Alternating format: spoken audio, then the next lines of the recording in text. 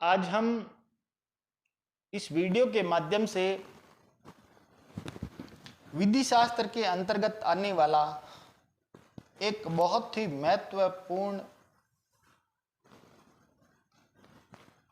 वाद, जिसमें Maharaja Shri Umaid Mills Limited appellant है और भारत सरकार रेस्पोंडेंट है। तो Maharaja Shri Umaid Mills Limited versus Bharat सरकार, AIR 1963, सुप्रीम कोर्ट 953। भूमिका, सब्जेक्ट, यह वाद विधि शास्त्र के अंतर्गत विधायी इकरार पर आधारित है। नंबर 2, तथ्य, फैक्ट, अपीलांट कंपनी का निगमन मारवाड़ कंपनी अधिनियम 1923 के अंतर्गत हुआ। इसका पंजीकृत कार्यालय पाली में था। पाली इस समय राजस्थान राज्य में स्थित है। यह कंपनी सन 1941 में से कपड़े तथा सूत बनाने का व्यापार करती थी। अपीलांट का कथन है कि जोधपुर राज्य के राजा की यह हार्दिक इच्छा थी कि पाली में कपड़े का मिल खोला जाए। इस पर अपीलांट कंपनी ने स्वीकृति दे दी। इससे खुश होकर उन्होंने कुछ विशिष्ट अधिकार प्रदान किए। इनमें टैक्सों में छूट प्रदान की गई तथा उस चुंगी से भी मुक्ति दी गई जो उस समय जोधपुर राज्य में लगती थी। इसमें विशिष्ट अधिकार प्रदान किए जाने के संबंध में वार्तालाप तथा पत्रों का आदान प्रदान हो गया था तथा 17 अप्रैल 1941 को जोधपुर के महाराजा तथा अपीलांट कंपनी में करार निष्पादित हुआ। इस करार द्वारा महाराजा ने अपीलांट कंपनी को समस्त करों और चुंगी से उन्मुक्ति प्रदान करी थी। इस छूट के प्रतिफल में अपीलांट ने महाराजा के लिए शेष लाभ में से 7.5% अधिकार शुल्क देना था। यह अधिकार शुल्क प्रतिवर्ष अदा करना तय हुआ था। इसकी अदायगी आय संबंधी वर्ष समाप्त होने के 3 माह के अंदर की जानी थी। ये इकरार महाराजा जोधपुर की ओर से कार्यान्वित किया गया था और अपीलांट को चुंगी तथा आयकर से उन्मुक्ति प्रदान कर दी गई थी। भारत गणतंत्र अधिनियम 1947 15 अगस्त सन 1947 को पारित किया गया तथा भारतीय प्रभुत्व में लागू हो गया। जोधपुर के महाराजा ने भारत के प्रभुत्व को स्वीकार कर लिया।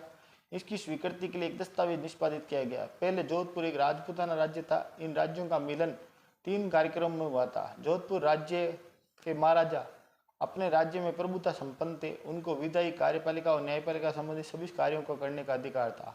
7 अप्रैल सन 1949 को दस्तावेज द्वारा जोधपुर राज्य का मिलन यूनाइटेड स्टेट ऑफ राजस्थान में हो गया। 2 जनवरी सन 1950 को भारत का संविधान लागू हुआ और उनके द्वारा जोधपुर स्टेट ऑफ राजस्थान का एक हिस्सा बन गया। समस्त चुंगी, एल्कोहल की चुंगी छोड़कर तथा समस्त आयकर, कृषि आयकर को छोड़कर भारत के संविधान के लिस्ट 1 की 7वीं सूची के अंतर्गत आते हैं। आयकर अधिनियम की धारा 11 के द्वारा 3 अप्रैल सन 1950 से सेंट्रल एक्साइज एक्ट 1944 तथा इसके अंतर्गत सभी नियम और आदेश राजस्थान में भी लागू किए गए।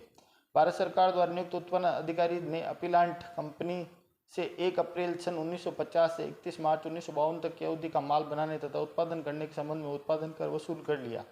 16 अप्रैल सन 1952 को अपीलांट ने यह धनराशि वसूल करने के लिए जिला जज जोधपुर के समक्ष एक वाद प्रस्तुत किया। अपीलांट ने अपने वाद पत्र में उत्पादन कर वसूल न करने के कई कारण बताए। उनमें से एक कारण यह भी था कि 17 अप्रैल 1941 के करार द्वारा अपीलांट उत्पादन कर से उन्मुक्त था और उससे उत्पादन कर वसूल नहीं किया जा सकता है।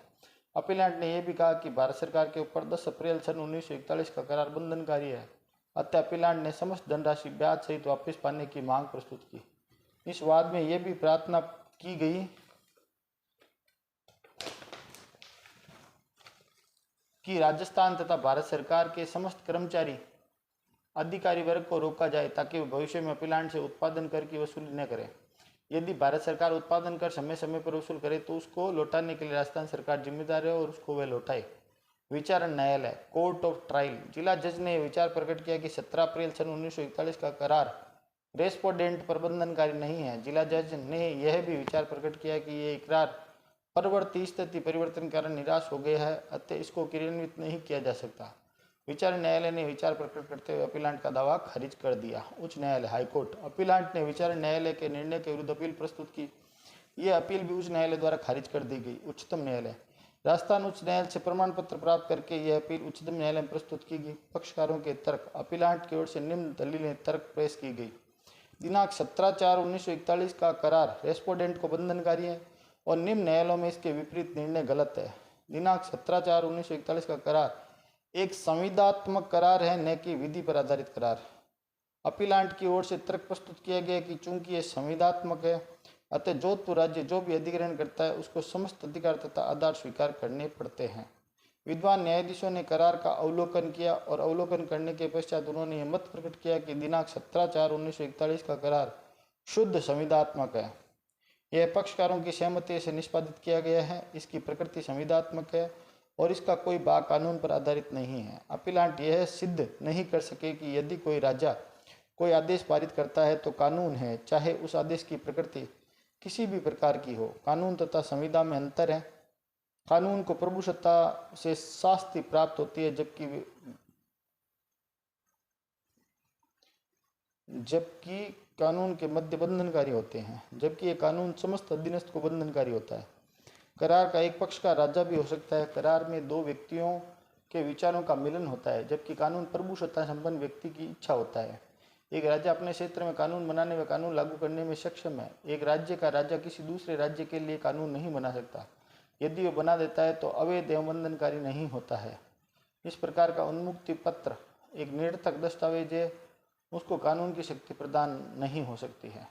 यदि यूनाइटेड स्टेट ऑफ राजस्थान ने अपीलांट के कारण की स्वीकृति नहीं दी है तो अपीलांट को यूनाइटेड स्टेट ऑफ राजस्थान या भाग ब स्टेट ऑफ राजस्थान के खिलाफ अपने अधिकार प्रवर्तन करने का कोई अधिकार नहीं है।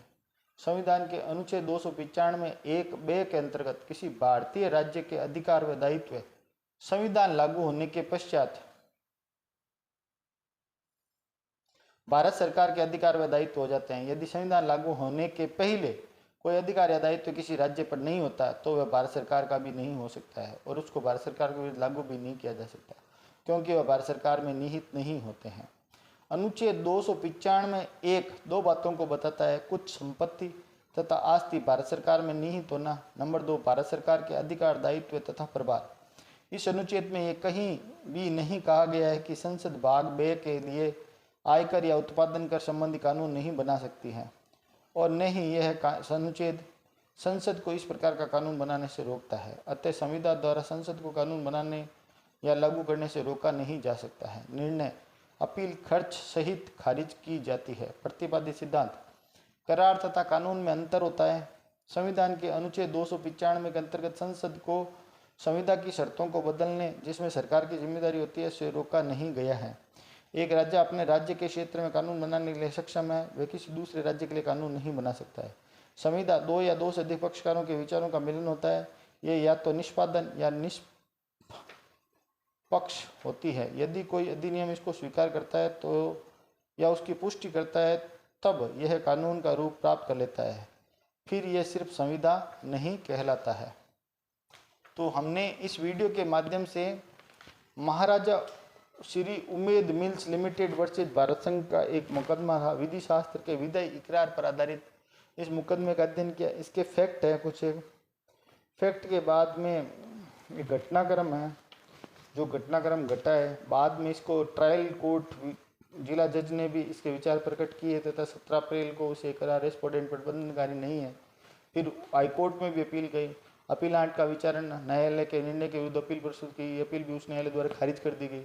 फिर ये उच्चतम न्यायालय गए। राजस्थान हाईकोर्ट से प्रमाण पत्र प्राप्त करके अपील उच्चतम न्यायालय में प्रस्तुत की गई, जहां पक्षकारों ने तर्क दिए। तर्कों के बाद में भारतीय संविधान के अनुच्छेद 295(1)(ब) के अंतर्गत किसी भारतीय राज्य के अधिकार व दायित्व संविधान लागू होने के पश्चात भारत सरकार के अधिकार व दायित्व हो जाते हैं। यदि संविधान लागू होने के पहले कोई अधिकार या दायित्व किसी राज्य पर नहीं होता है तो वह भारत सरकार पर भी नहीं हो सकता, उसको भारत सरकार के विरुद्ध लागू भी नहीं किया जा सकता, क्योंकि वह भारत सरकार में निहित नहीं होते। अनुच्छेद 295(1) दो बातों को बताता है: कुछ संपत्ति तथा आस्ति भारत सरकार में निहित होना, भारत सरकार के अधिकार, दायित्व एवं प्रभार। इस अनुच्छेद में यह नहीं कहा गया कि संसद भाग ब के लिए आयकर या उत्पादन कर संबंधी कानून नहीं बना सकती है, और न यह अनुच्छेद संसद को इस प्रकार का कानून बनाने से रोकता है। अतः संविधान द्वारा संसद को कानून बनाने या लागू करने से रोका नहीं जा सकता। निर्णय अपील खर्च सहित खारिज कर दी गई। प्रतिपादित सिद्धांत इसमें यह है: करार तथा कानून में अंतर होता है। संविधान के अनुच्छेद 295 के अंतर्गत संसद को संविदा की शर्तों को बदलने, जिसमें सरकार की जिम्मेदारी होती है, को उससे रोका नहीं गया है। एक राज्य अपने राज्य के क्षेत्र में कानून बनाने के लिए सक्षम है, वह किसी दूसरे राज्य के लिए कानून नहीं बना सकता है। संविदा दो या दो से अधिक पक्षकारों के विचारों का मिलन होता है। ये या तो निष्पादन है या निष्पन्न होती है। यदि कोई अधिनियम इसको स्वीकार करता है या तो इसकी पुष्टि करता है, तब यह कानून का रूप प्राप्त कर लेता है, फिर यह संविदा नहीं कहलाता है। तो हमने आज महाराजा उमेद मिल्स के बारे में जाना। चैनल पर नए आए तो सब्सक्राइब करें, लाइक करें, शेयर करें और कमेंट करते रहें। धन्यवाद। जय हिंद, जय भारत।